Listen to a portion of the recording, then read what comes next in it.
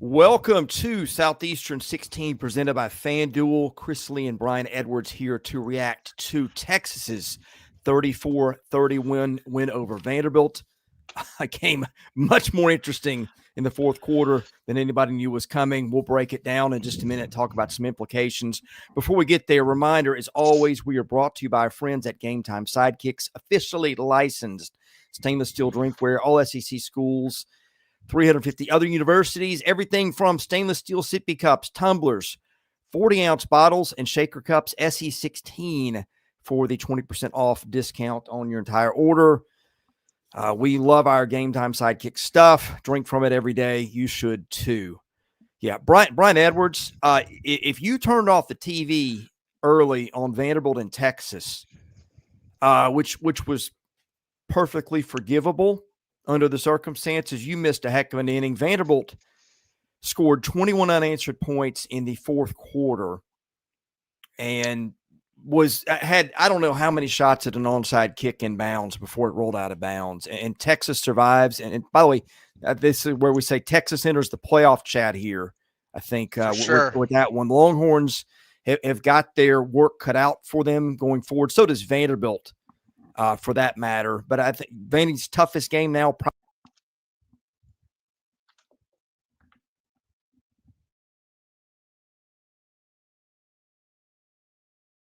Sorry, I had a technical glitch there. Don't know how much of people heard of that. Vanderbilt still got a shot.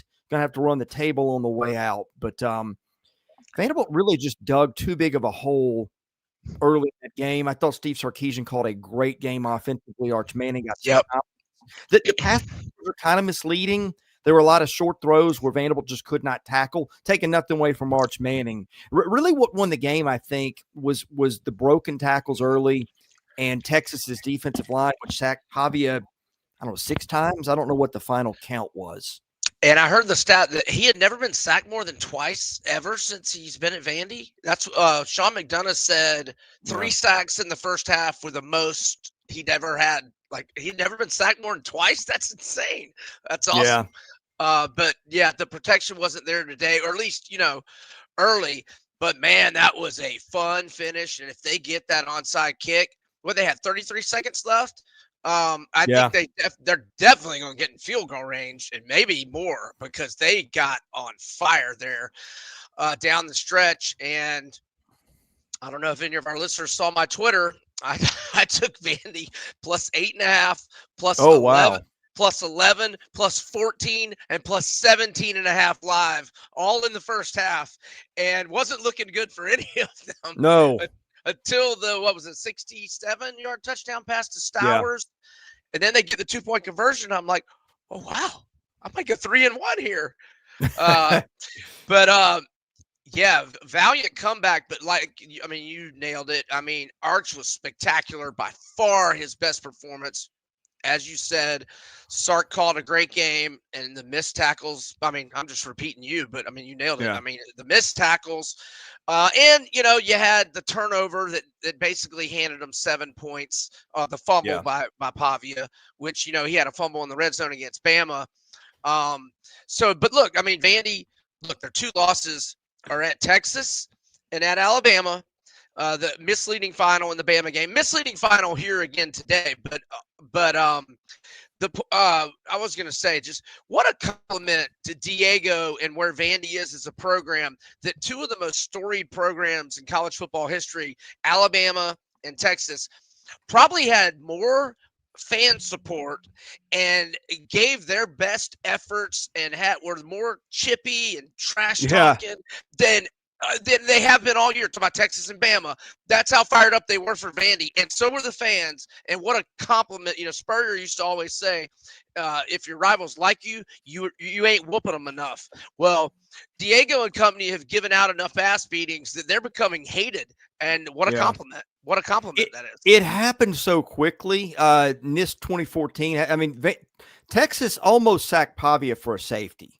One play later, they got a 4th and 19. He throws a quick pass. They just keep driving down the field. Eli Stowers was almost uncoverable today. Yeah. Even when they had a guy there, he made the catches. Did drop one. Yeah. And that'll be a drive early in the first half that Vanderbilt will point to and say, hey, wish we had that one back. But that's the way. I mean, and Texas would wish it had a lot back too. I think when Vanderbilt I think Sean McDonough pointed this out. When Vanderbilt got tempo late and Texas couldn't stub, Colin Simmons was off the field. That dude was a one-man wrecking crew in the first half. And really the difference, you can circle a lot of things. You can circle the turnover for Vanderbilt early, the penalties, all the missed tackles, all those things. Texas can say, hey, we had breaks in coverage on Stowers late, all kinds of things. Vandy could say we didn't manage the clock well late. I thought they took too much time on some plays. Maybe instead of the onside kick, you can try to get a 3 and out and get the ball back. Each team has stuff they'll point to. I thought the difference, though, Brian, we said this coming in. Texas is a team with a lot of NFL athletes all over the field. First-round picks. No knock on Vanderbilt. It doesn't have that other than maybe Stowers. And I think that was the difference today. Texas's ability to really crash the pocket on Pavia, not give him escape lanes like other teams have given him. Not change in the second half, but I thought Texas's overall edge and athleticism might have been the final thing that decided it here. Again, a lot of things you can point to, but that's the thing that really stood out. Is in the trenches, I thought it was kind of an athletic mismatch. It was, and it was looking like a complete, pimp slap at times, but Vandy continued to move the ball, and they didn't have any quit in them, and but that's that's what I tweeted. I go, very, in all caps, rare drop by Stowers on the first drive of the second half. If he catches that, that's a 15-yard gain, first down, and they're up near midfield, and you're down 14, but you go score on that drive, who knows? But yeah, just no quit in Vandy today, but it was pretty much all domination by Texas in the first half for the most part. But Vandy did find a way to get that touchdown, and because they were with 11 seconds left, and because they were receiving to start the second half, you're like, okay, well, maybe they got a shot here. But then it looked like Texas just took control. They did take control and built the lead to 24.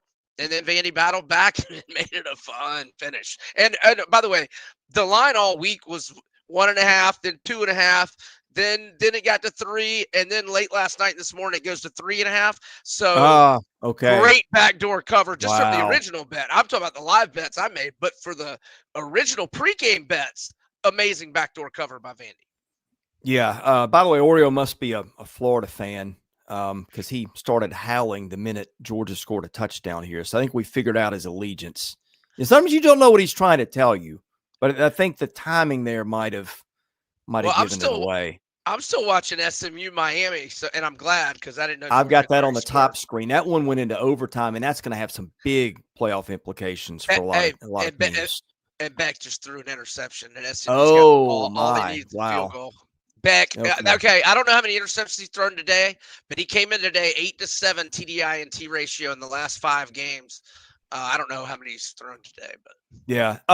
Back to the line of scrimmage thing. I think this game, this kind of summed it up. Vanderbilt had run the ball really well. Texas's run defense is elite. Vanderbilt 24 for 58, a score. Texas forced a fumble on Pavia, and Texas, which did not turn it over today, ran 27 times for 100. Not a great line, but I thought Trey Wisner was pretty good today. 18 for 75. A lot of those first down carries. Is Vanderbilt struggled with Texas's physicality. Again, I thought Texas's game plan was good. Give Arch Manning short and easy throws. First play of the game was a ball. He didn't, I think, throw accurately. I thought it was going to get dropped. I think, who was that? Was that Wingo? Wingo. Okay. Well, I don't see Wingo here's Wingo on the stat sheet. Okay. Because he didn't come back in. Yeah, well, it was going to, that's what it was. Okay. Yeah, Texas did have a few guys hurt today. Forgot about that. When the ball was thrown in front of him, and I didn't think he was going to catch it, and then he did.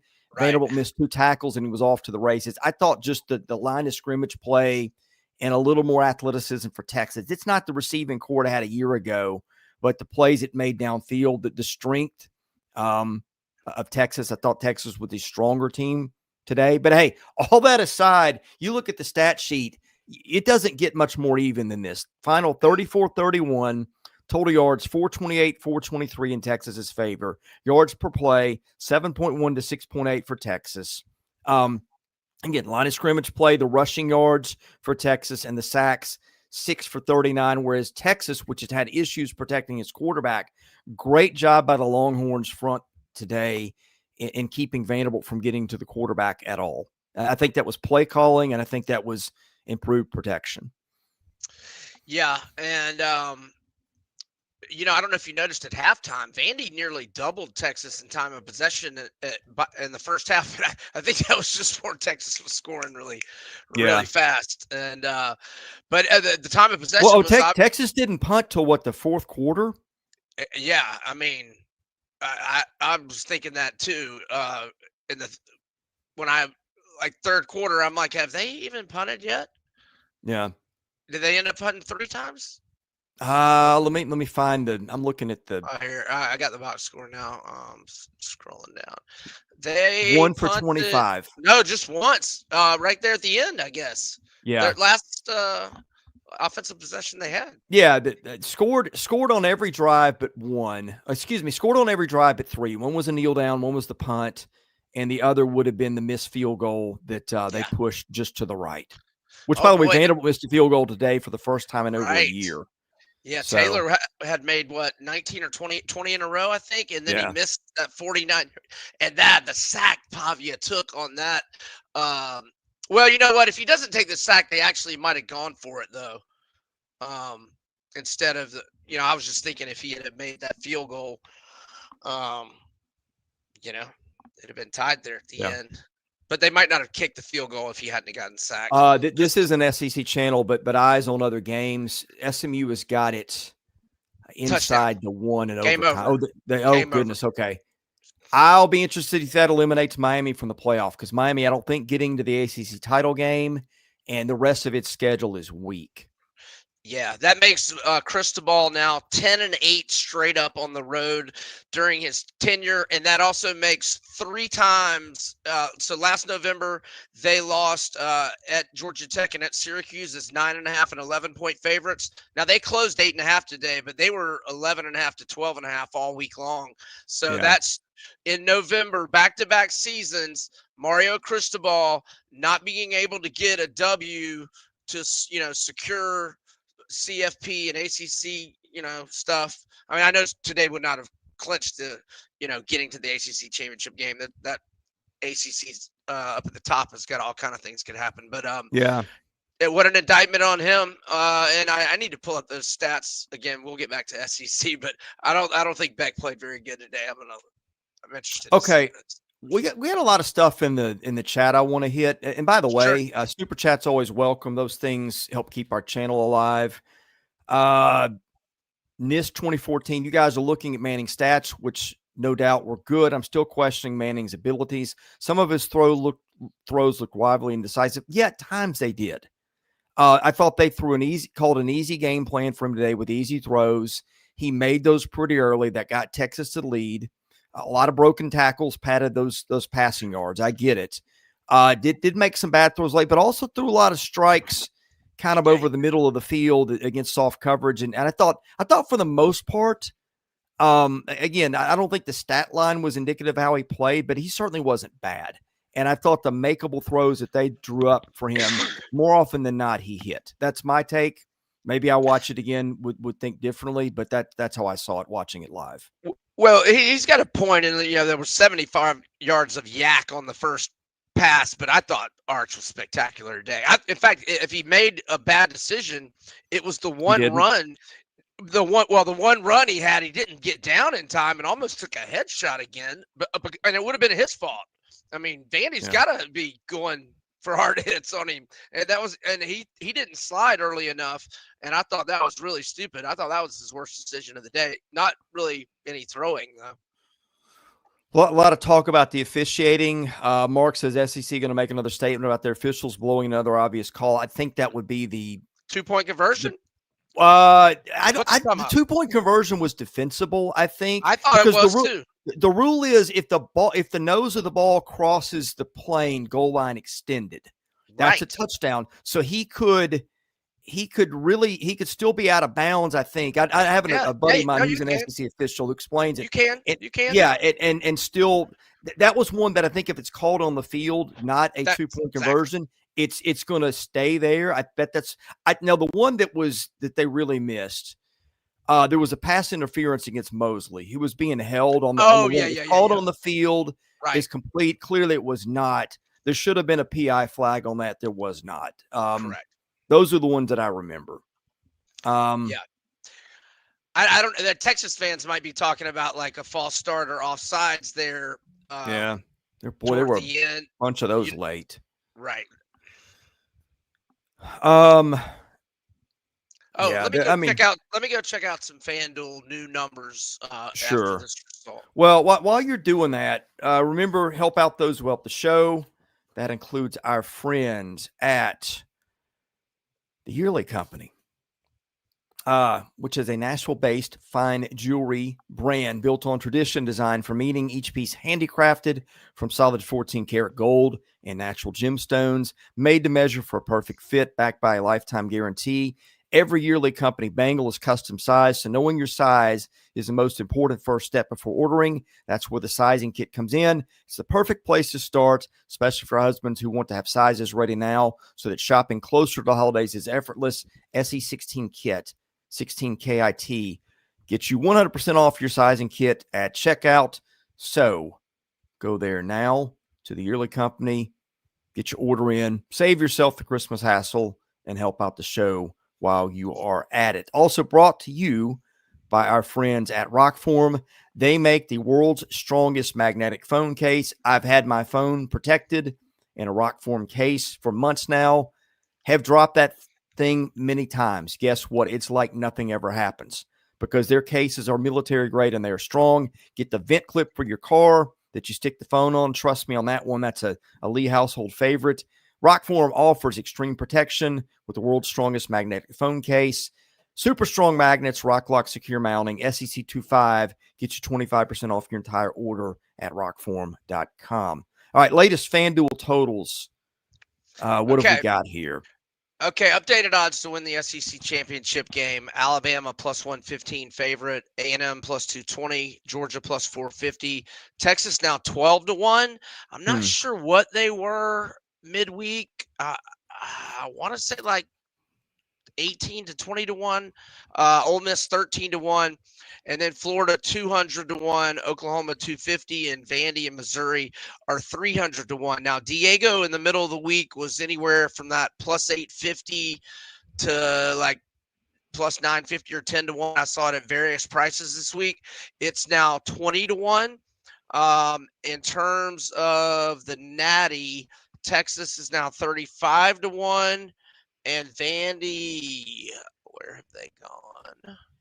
Vandy is now 100-1. I think they were like 55-1 early for the SEC in title the week. game.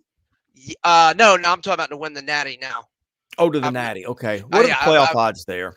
Yeah, so Ohio State plus 240, chalk, Indiana plus 550, Bama plus 750, A&M plus 950, Georgia 10-1, and Notre Dame plus 950. Now I'm just skipping the SEC teams. Ole Miss 18-1, Texas 35-1, Tennessee 60-1, Oklahoma 80-1, and Vandy 100-1.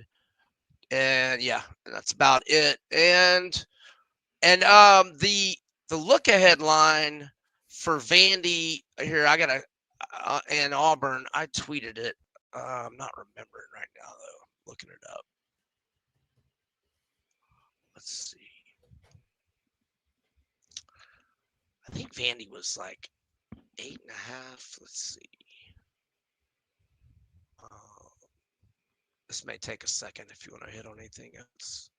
Yeah, here's another thought on Miami. Oh, here it is. Today. Vandy is 5.5 point favorite to Auburn.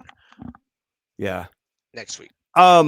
If you're Notre Dame, are you glad Miami lost today? I mean, is that both teams don't get in now kind of game? Well, no, I think because you didn't want it to come down to y'all and Notre Dame and Miami for the last spot, because if so, Miami gets it on count head-to-head. So yeah, I think that is a good thing for them.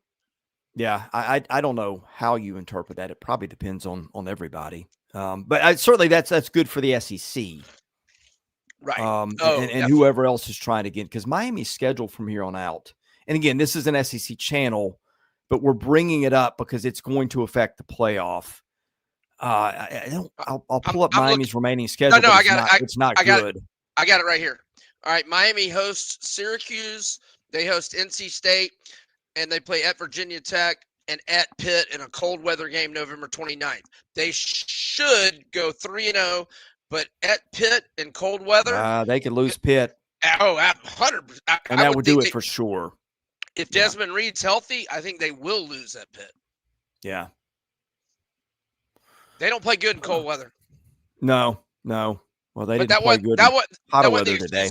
That wasn't the excuse today.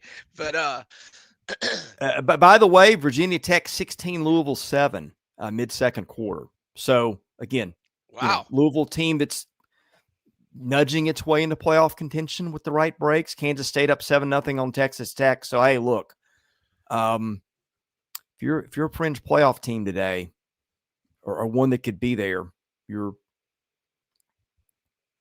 liking the way things are unfolding early with a lot of time to play, though. Gators just got a 3-and-out. Okay.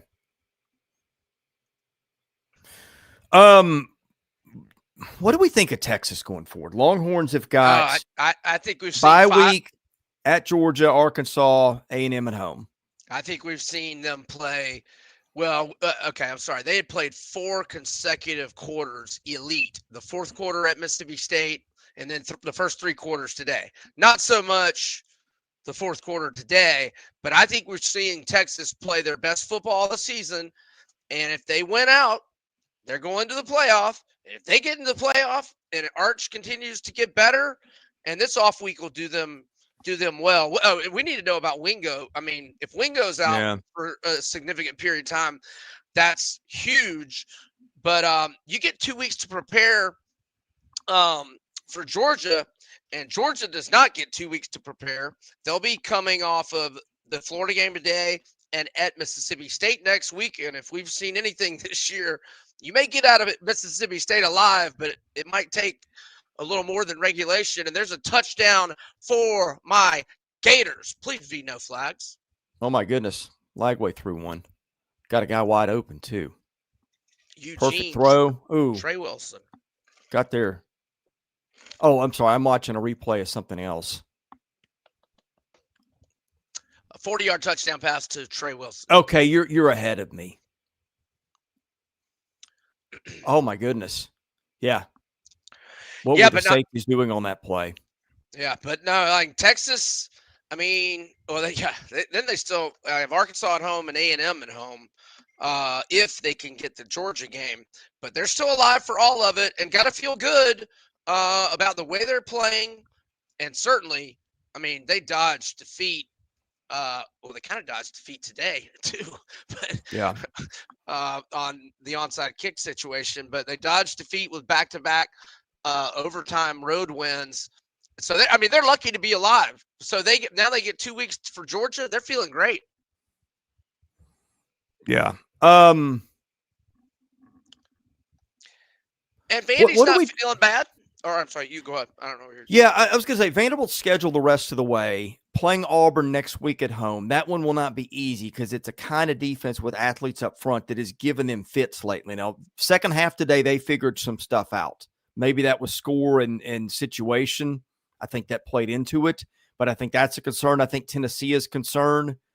The end of year game, probably, I mean, that's a rivalry game. Tennessee should be up for it. It is a Thanksgiving weekend game. I mean, Tennessee's certainly up for it if it's still in the playoff picture. And I think we'll be either way. And I think Vanderbilt had so much trouble tackling in the open field. Josh Heupel can expose matchups as well as anybody. I think that's a tough one for them. But hey, if today shows you anything, it's that you just don't know. I throw these things out to Jay every week. I was like, hey, here's 8 or 9 games. Do you think, what do you think can be a game? it always ends up being a couple of those hit, whether we call them or not. Miami, case in point. Hey, Virginia Tech beats Louisville today, which it's winning by 9 at this point. That's when nobody had coming. Virginia Right. Tech left dead and buried. Same with Florida. Gators hanging with Georgia early. Point would be that you better show up every week. And by the way, Vanderbilt's got Kentucky in there too, which, you don't show up for a half, you could lose that one too. So I think I don't know how they're going to end. Texas, same thing. Texas could go 1-2 to finish, or it could go 3-0. I mean, you could go 3. Arkansas could put one together, Sure. and beat them if they don't show up, which Texas has not shown up for long stretches this year. Sure. Any given Saturday. But with that said, Diego is Hugh Freeze's daddy. He's beaten him by double digits all 3 meetings, and he was a significant underdog in all 3 meetings. And they're going to win that next week. And then they're going to have 2 weeks to prepare for Kentucky. Kentucky's not going to have 2 weeks to prepare. Vandy's going to beat Kentucky, and Vanderbilt is going to go to Knoxville on November 29th with a chance to earn a CFP berth. And if you're Vandy Commodore, back in August, if you were told you're going to play in Knoxville, you win and you're in the CFP, I mean, that would have been a dream scenario, and it's still there. And I think it's highly likely that happens. And then we'll go see what happens in Knoxville. Yeah, well, I think don't discount Auburn coming into Nashville and winning next week. I think that's on the table of options. I want to see what Auburn does today with the quarterback switch. I think that'll tell me a lot. Yeah, and Cam Coleman, he's trending toward playing tonight. But Okay. I mean, he did have his ankle, had the ankle issue last week. So, how healthy is he? Because he's a problem for any defense in America when he's healthy. If they will throw him the ball enough, they don't target him 12 to 15 times a game like they should. Yeah. Do we feel better or worse about Texas leaving today? Because boy, was it a tale of 2 halves. Oh, I mean, I think if you're Texas, obviously you're a little disappointed with how it got a little hairy there in the fourth quarter. But if you're Texas, I think you feel spectacular. I mean, many times in the Kentucky and Mississippi State game, you were staring defeat and therefore out of the CFP picture, you were staring at the face multiple times. And then you come out today, and for 3 quarters, you play by far your best game. I think you're feeling great if you're Texas. Everything's still on the table. Texas is still an enigma to me. I mean, just the extreme swings from what they've done. Like, their defense shows up sometimes and looks dominant, like it's as good as anybody in the country. It has played halves where it looks ordinary, or, to say the least. Like, second half today would be one of those. First half last week against Mississippi State, one of those for sure. Offense, 170 something yards in a win over Kentucky. Today they went 250 in the first half, maybe more than that. Ended up with 430 something today. Mm-hmm. I know stats don't always tell the story, but Texas scored. If Texas hits a field goal that it usually hits, that they score on. Well, I mean, Vanderbilt missed one too, so we'll call that one even. But look, they punted once, they missed a field goal, and they had a kneel down, to end the game. Mm-hmm. So, I mean, scoring on almost all your drives against a respectable defense, I mean, you feel good about that. But they're just weird, man. I don't know what to do with Texas. Yeah. And I would say Vandy's better than a respectable defense. I mean, Vandy's been very good defensively all year. Middle of the pack SEC, I think. Right, but I mean, aren't they like top 30 nationally? Maybe. Maybe. I think middle of the pack. Yeah. Yeah. I mean, they're not Auburn. They're not Alabama. They're not Missouri. Right. They're not. I'm missing somebody. I think I don't Florida, know what LSU is anymore either, but I think Florida just intercepted Stockton. If we get Florida winning the cocktail party, that would wreck a lot of stuff. Hey, it would put a smile on my face. Well, I mean, that's the poster child for you just don't know what's coming next. Oh, Any win, and I guess that's where I would settle with Texas. Any win against a quality team is one that you take and you're happy about, right? Because that is college football. Ask Miami today. That interception was not on Stockton. I mean, the throw might have been a little behind him, but it hit a receiver in the hands, deflection, and Devin Moore made a nice pick. Any parting thoughts on Vanderbilt and Texas today? No room for error. Got to win out. Both teams got to win out. Both teams have things to feel bad about today, but also feel good about. And even in defeat, Florida's first and goal now. Eugene Wilson having him a day so far. But yeah, no, they're both still alive for everything. I mean, not necessarily. I don't know about the SEC championship game, but if you're Vandy, I don't think you want to make the SEC championship game. You'd rather have one less game and get the CFP, right? Well, I think that's like 6-2. You're losing the tiebreaker with Texas and with Alabama if it goes head to head. I don't know what a 6-way tiebreak looks like, and I'm not even going to bother to look that up until we get there. So I think it's remote. We're having that discussion anyway. Right. So, all right. I'm out of thoughts and ready to turn my attention to other games if you are. Yeah, I am as well. Great game today. Very fun finish. And but yeah, both teams, no room for error. Got to win out. But if you win out, you're in the playoffs. So fun finish for both teams. Yeah, this will be just the Vanderbilt Texas wrap up. We'll have the other 6 tonight, I believe, after everything is done. So anyway, tune in for that. If you don't mind, subscribe to the channel. That is free. And enable notifications so you know when we go live. We got, by the way, Brian, I'm sure you're aware, Monday is opening night of college basketball. So we got all kinds of hoops coverage. My Gators are favored by 3.5 against Arizona at T-Mobile in Las Vegas. Okay. Yeah. Well, we'll have you covered. I've not been part of that basketball coverage recently just because of responsibilities with football. But I will be once we get into the season. Got baseball stuff. Did a thing on Tony Vitello leaving. We got you covered here at Southeastern 16. Thank you guys for watching.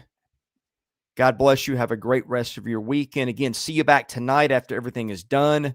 For Brian Edwards, I'm Chris Lee. You've been watching Southeastern 16, presented by FanDuel.